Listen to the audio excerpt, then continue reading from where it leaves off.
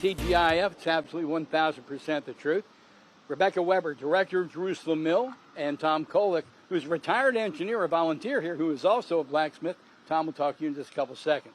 So in 1772, the Lee family came out of Bucks County, PA, not that far from where Steve Sosna grew up, and settled here along the banks of the Gunpowder. Right behind K2 is not the headwaters of, but the upper waters of the Gunpowder River. They established 5 buildings, and on the road that is now Jerusalem Road, anybody going to Philadelphia, this was where they would stop, they would eat, they would get their wagons fixed. That's right. It was a turnpike. So you stopped, somebody like Tom would fix your horseshoe or your wagon. You got your news here. That's where the term rumor mill comes from. Seriously? Yeah. Yeah, the mill. He was a banker. He was a postmaster.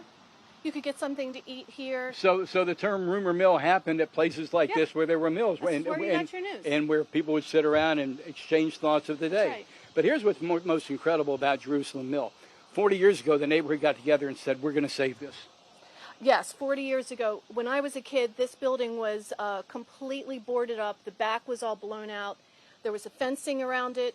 And neighbors got together to create this foundation to save the mill first, and then this blacksmith shop was next. We're in front of the blacksmith shop. The mill is across the street. Frankly, we're being very comfortable here because we're in the shade. About 25 feet over that, which 10 degrees warmer out in the sun. There's 5 buildings in this complex. Now, this is the blacksmith. Right. Just real quick, and we'll talk next half hour. Why did you want to do blacksmithing in your retirement? My wife and I came down for a hike. They were doing blacksmithing. I liked it, and they hired me as an apprentice. This is one motivated guy.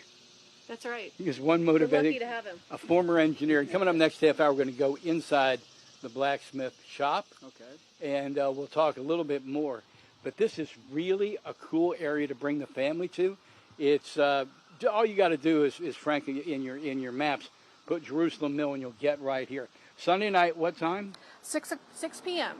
Out here on the meadow. Mm-hmm. Out of Time band. I think it's a Beatles revival band. All right, cool. And by 6 o'clock, hopefully no storms will be passing by the area, and it will have slightly cooled down. In the meanwhile, Sina, I'm just telling you, you got that summer sound out here this morning. Cicadas, whatever they are as loud as the audience at a Taylor Swift concert. Back to you. Understood. Thank you, Marty. All right, welcome back to WJZ at 9. We're at Jerusalem Mill, which in 1772 was a Quaker village. It was a way stop for folks going to and from Baltimore and Philadelphia. Rebecca Weber, the director. Tom Kolick, the blacksmith. So if someone's wagon broke down, they'd limp it here, and then you were the 1772 version of AAA. Correct. We would fix it, whatever it needed. Could be a new wheel. Could be horseshoes for the horse. So in this shop, you could literally make anything. Correct. Yes. Or I would say your contemporaries, but you're carrying on a long family tradition here. Correct. Yes. The blacksmith, and he would have had an apprentice also. That's incredible. What was the genesis moment where you, as an engineer getting ready to retire, said, I want to be a blacksmith? Actually, we came down for a hike, my wife and I didn't hike. I told her to go hike, and I was so enthused with the blacksmith that I watched, and they actually took me on as an apprentice. You know what happened? He told her, he said, you go on a hike, I'm going to stay here. And she went, fine. Well, can I do this real quick? That's the bellows? Go ahead, that's the bellows, yes. And that's how you would just force air into this.